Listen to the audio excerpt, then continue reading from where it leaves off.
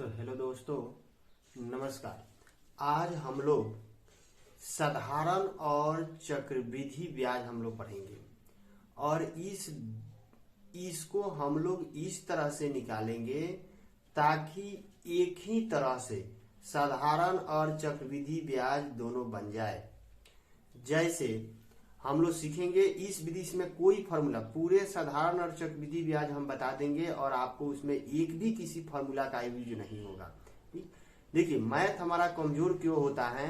क्योंकि हम लोग को फॉर्मूला याद करने से, जैसे ही हम लोग फॉर्मूला याद करते हैं हमारा मैथ कमजोर हो जाता है। क्योंकि देखिए, मान लीजिए कि अगर 100 फॉर्मूले याद करके अगर हम जाते हैं, अगर परीक्षा में जाते हैं तो परीक्षा में जाते जाते लगभग 50% फॉर्मूला जो होता है वो गायब हो जाता है और फिर परीक्षा हॉल में जब हम लोग इन करते हैं तो 25% ही फॉर्मूला मेरे पास रह पाता है और क्वेश्चन हमारा टोटल नहीं सॉल्व हो पाता है। तो इसी को ध्यान में रखते हुए आज हम ऐसा शोध किए हैं ताकि हर क्वेश्चन को बिना फॉर्मूला से बनाया जाए, उसे कंसेप्ट पर बनाया जाए, ताकि रेलवे, एसएससी, बैंक, चाहे जो भी अदर एग्जाम जो कॉम्पिटिटिव एग्जाम है, ठीक है, उसमें परीक्षा में कुछ भी हमको याद करके नहीं जाना पड़े और हम लोग क्वेश्चन को सॉल्व कर ले। तो चलिए आज हम लोग ये क्वेश्चन हम लोग एक बनाएंगे और देखिए क्वेश्चन है कि 1000 रुपया का 10% वार्षिक ब्याज की दर से 3 वर्ष का साधारण ब्याज तथा चक्रवृद्धि ब्याज का अंतर क्या होगा। देखिए, इसमें कोई फॉर्मूला हम लोग यूज नहीं करेंगे, आपको रटने की कोई जरूरत ही नहीं है, एकदम मैथ समझिए कि बस हमेशा दिमाग में सेट रहेगा। जैसे देखिए, इतना तो हम लोग जानते हैं कि 1000 रुपया का 10% वार्षिक दर से, तो हम क्या करेंगे कि 1000 का हम लोग 10% निकाल लेंगे। जैसे 10% निकालेंगे तो प्रतिशत का मतलब होता है बाटा 100, तो 100 से हम डिवाइड कर दिए, ये 2 जीरो से 2 जीरो कट गया, यानी कि आ गया कितना, 100 रुपया। अब यहां हम लिख देंगे, पहले यहां हम लिख देते हैं SI और फिर दूसरी तरफ हम लिखते हैं CI। SI का मतलब हो गया सिंपल इंटरेस्ट, जिसको हम लोग कहते हैं साधारण ब्याज, और CI का मतलब हो गया कि कंपाउंड इंटरेस्ट, जिसको हम लोग चक्रवृद्धि ब्याज कहते हैं। तो हम देखेंगे, देखिए 1000 का हमने 10% निकाला, कितना आया, तो 100 रुपया आया, यानी कि पहले वर्ष के अंत में 1000 रुपया का 10% वार्षिक दर से कितना ब्याज होगा, तो 100 रुपया होगा। फिर अगर दूसरे वर्ष में, तो ये इंटरेस्ट क्या है, सिंपल है, तो सिंपल में देखिए सब में बराबर बराबर ही आता है, तो 100 इसमें आ गया, 100 इसमें आ गया। फिर चक्रवृद्धि ब्याज में ये होता है कि ब्याज का ब्याज लगता है, तो पहली वर्ष तो ब्याज का ब्याज लगेगा नहीं, क्योंकि जितना मूलधन दिए हैं वही रहेगा। तो 1000 रुपया जब दिए हैं तो चक्रवृद्धि ब्याज भी पहले वर्ष में कितना आएगा, तो 100 रुपया ही आएगा। लेकिन फिर दूसरे वर्ष में ये 1000 का तो 100 रुपया आएगा, लेकिन ये जो 100 रुपया पहले वर्ष में जो अंत में जो ब्याज हुआ है, इसका भी फिर ब्याज देना पड़ेगा।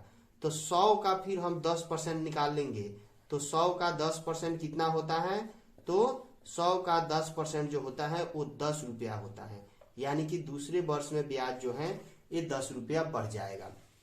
फिर तीसरे वर्ष में 1000 का तो 100 रुपया होगा, लेकिन अब फिर यहाँ जो दिया 200 का ब्याज यहाँ जुड़ जाएगा, तो इसके जस्ट दुगुना आ जाता है, यानी कि 10 है तो यहाँ 20 आएगा, अब बच गया 10 का 10% हम निकालेंगे, कितना हुआ, 1 रुपया।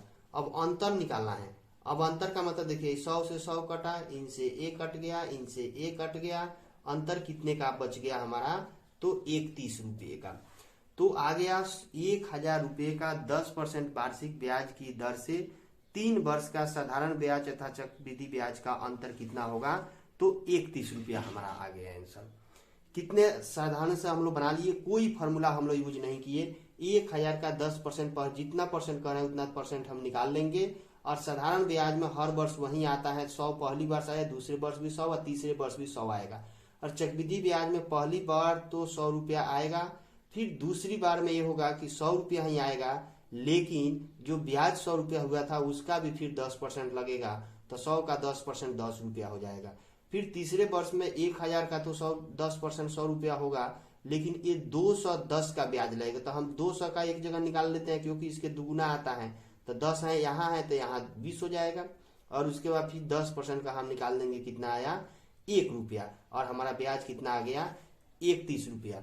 तो बिना ब्याज का यह क्वेश्चन हमारा कंप्लीट, बिना फॉर्मूला का एक क्वेश्चन जो है हमारा कंप्लीट हो गया। फिर हम लोग देखेंगे अगला जो 2 नंबर क्वेश्चन है। 2 नंबर भी जो है वो इसी टाइप पर है। जैसे देखिए दिया है 5000 रुपया का 10% वार्षिक ब्याज की दर से 3 वर्ष का साधारण ब्याज तथा चक्रवृद्धि ब्याज का अंतर क्या होगा। तो फिर हम लोग वही काम करेंगे, एक तरफ यहाँ लिख देंगे SI और फिर दूसरी तरफ लिखेंगे CI। SI का मतलब हो गया सिंपल इंटरेस्ट साधारण ब्याज, CI का मतलब हो गया चक्रवृद्धि ब्याज। अब हम क्या करेंगे कि अब 10% निकालना है, तो पहले हम क्या करेंगे कि 5000 का 10% निकालेंगे, तो 10 बाटा क्या होगा 100 आया। इन दोनों से दोनों क्या हुआ कट गया, कितना आ गया हमारा 500 रुपया आ गया। तो पहली वर्ष का साधारण ब्याज कितना होगा 500, फिर दूसरे वर्ष का साधारण ब्याज कितना होगा तो 500, और 3 वर्ष का निकालना है तो तीसरे वर्ष का भी साधारण ब्याज क्या होगा 500 रुपया होगा।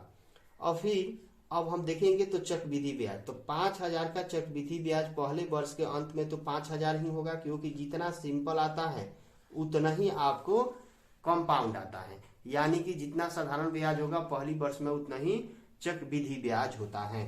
फिर दूसरे वर्ष में 5000 का तो 500 आएगा, लेकिन बढ़ेगा क्या तो 500 रुपये का जो 500 ब्याज था फिर उसका 10%, तो 500 का 10% आप निकालिएगा तो कितना आएगा 50 रुपया आएगा। फिर तीसरे वर्ष में तो 5000 का 500 आएगा, लेकिन फिर 1000 यहाँ 50 रुपया, तो हम लोग अलग अलग निकाल देते हैं। 1000 हुआ, जब 500 का 50 रुपया है तो 1000 कितना होगा डबल हो जाएगा 100 रुपया। अब फिर 50 का 10% निकालेंगे 5 रुपया।